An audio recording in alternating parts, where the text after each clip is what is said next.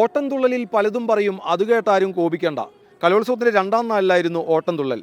Retired SI Manalur ഗോപിനാഥിന്റെ ശിഷ്യർ ഉൾപ്പെടെ ഒട്ടേറെ പേർ ഓട്ടംതുള്ളലിൽ വേദിയിലെത്തി.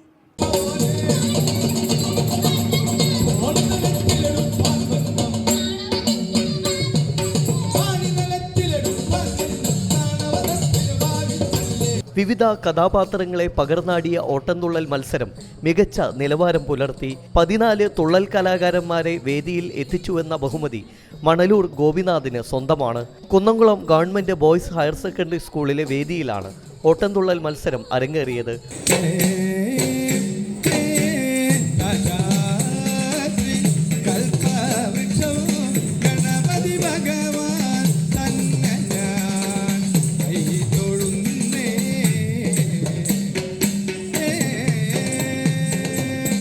UP വിഭാഗത്തിൽ 10 മത്സരാർത്ഥികളും ഹൈസ്കൂൾ വിഭാഗത്തിൽ 12 കുട്ടികളും ഹയർ സെക്കൻഡറി വിഭാഗത്തിൽ 9 മത്സരാർത്ഥികളുമാണ് മാറ്റുരച്ചത്. ഭൂരിഭാഗം മത്സരാർത്ഥികളും പെൺകുട്ടികളായിരുന്നു. അഭിനയ സാധ്യതയും രാഗവും താളവും ഒത്തിണങ്ങിയ പൊതുകഥകളാണ് മത്സരാർത്ഥികൾ അവതരിപ്പിച്ചത്.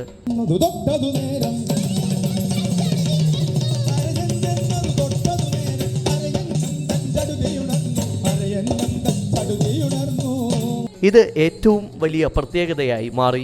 9 ജില്ലകളിൽ നിന്നായി 14 ശിഷ്യരെ ഈ വർഷത്തെ റവന്യൂ ജില്ലാ കലോത്സവത്തിലെ തുള്ളൽ വേദിയിലെത്തിച്ച പ്രശസ്ത തുള്ളൽ കലാകാരൻ മണലൂർ ഗോപിനാഥിന്റെ സാന്നിധ്യവും എടുത്തു പറയേണ്ട മറ്റൊരു പ്രത്യേകതയാണ്.